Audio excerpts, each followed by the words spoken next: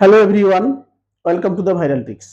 আজকের ভাইরাল ট্রিক্সে আমরা লাভ ক্ষতির উপরে একটি গুরুত্বপূর্ণ অঙ্ক শিখব, যেটা কম্পিটিশন পরীক্ষায় প্রায় পড়ে। সামনে এসএসসি গ্রুপ সিডির পরীক্ষা আছে, তার জন্য এই অঙ্ক কিন্তু খুব গুরুত্বপূর্ণ। এখানে আমরা শর্ট টেকনিক ব্যবহার করে কম সময়ে কি করে করতে পারা যায় বা করা যায় সেটাই করব। এখানে বলা আছে 20টি দ্রব্যের ক্রয় মূল্য 16টি দ্রব্যের বিক্রয় মূল্যের সমান হলে শতকরা লাভ বা ক্ষতির পরিমাণ নির্ণয় করো। প্রথমে আমাদেরকে দেখতে হবে যেখানে লাভ হচ্ছে না ক্ষতি হচ্ছে, এবং লাভ হলে সেটা কত পার্সেন্ট লাভ, ক্ষতি হলে সেটা কত পার্সেন্ট ক্ষতি। এই ধরনের অঙ্কর ক্ষেত্রে আমরা যে দ্রব্যগুলোর মানে যে পরিমাণ দ্রব্যের ক্রয় মূল্য দেওয়া আছে সেটাকে বিক্রয় মূল্য হিসেবে ধরবো, আর যে পরিমাণ দ্রব্যের বিক্রয় মূল্যের সঙ্গে সমান হয়ে গেছে সেই বিক্রয় মূল্যের সমান সংখ্যক যে দ্রব্যটা তাকে ক্রয় মূল্য ধরবো। বুঝতে পারলাম?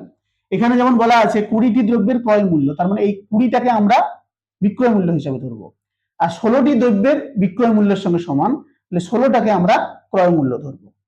আশা করি বুঝতে পেরেছো। তাহলে আমাদের এখানে হয়ে গেল ক্রয় মূল্য কত, 16, বিক্রয় মূল্য কত হবে,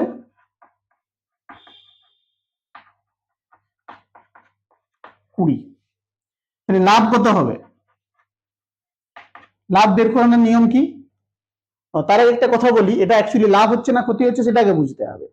এখানে ক্রয় মূল্য কম, বিক্রয় মূল্য বেশি, তার মানে লাভ হয়েছে। বেশি দামে বিক্রি করলেই ক্রয় মূল্যের চেয়ে বেশি দামে বিক্রি লাভ হয়, লাভ হচ্ছে। যদি এটা কম হতো তখন আমাদের ক্ষতি হতো, তাহলে লাভ হচ্ছে। এবারে লাভের পরিমাণ বা লাভের শতকরা পরিমাণ কি করে বের করানো হয় না, কতটা লাভ হচ্ছে দেখবো। লাভ হচ্ছে কত? 4। 20 থেকে 16 বিয়োগ করলে 4। এর নিচে লিখতে হবে যেটা ক্রয় মূল্য। বারবার মনে রাখবে যে লাভ বা ক্ষতির পরিমাণ যদি নির্ণয় করতে হয় সেটা সবসময়, যদি প্রশ্নে উল্লেখ করা না থাকে, ক্রয় মূল্যের উপরে হবে। লাভ ক্ষতির সমস্ত রকম ক্যালকুলেশন সবসময় ক্রয় মূল্য বা ধার্য মূল্যের উপরে নির্ণয় করা হবে। যদি বলা থাকে যে বিক্রয় মূল্যের উপরে লাভ কত, সেটা আলাদা ব্যাপার, তখন বিক্রয় মূল্যের উপরে করতে হবে। না হলে কিন্তু সবসময় ক্রয় মূল্যের উপরে হবে বা ধার্য মূল্যের উপরে হবে। তাহলে এখানে শতকরা লাভ বের করতে গেলে আমাদের কি করতে হবে? মোট লাভ কত হলো সেটা দিলাম, বাই নিচে ক্রয় মূল্য দিলাম, গুণিত 100 করে দেবো। এই এত পার্সেন্ট হবে আমাদের লাভ। তাহলে 4 4 16, 4 25 100, তাহলে আমাদের শতকরা লাভ হয়ে গেল 25%। এই ধরনেরই আরেকটি অঙ্ক আমরা করব ভালোভাবে প্র্যাকটিস করার জন্য বা বুঝে নেওয়ার জন্য। এখানে বলা আছে 110টি আম বিক্রি করে 120টি আমের ক্রয় মূল্য পাওয়া গেলে শতকরা লাভ বা ক্ষতির পরিমাণ কত।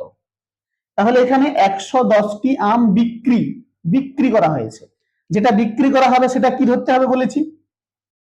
কি ধরতে হবে? ক্রয় মূল্য। বলেছি বিক্রয়টা ক্রয় মূল্য, ক্রয়টা বিক্রয় মূল্য, উল্টোটা আর কি। তাহলে বিক্রি করার কথা আছে 110টি, তাহলে সেই জন্য 110টিকে আমি ক্রয় মূল্য ধরবো।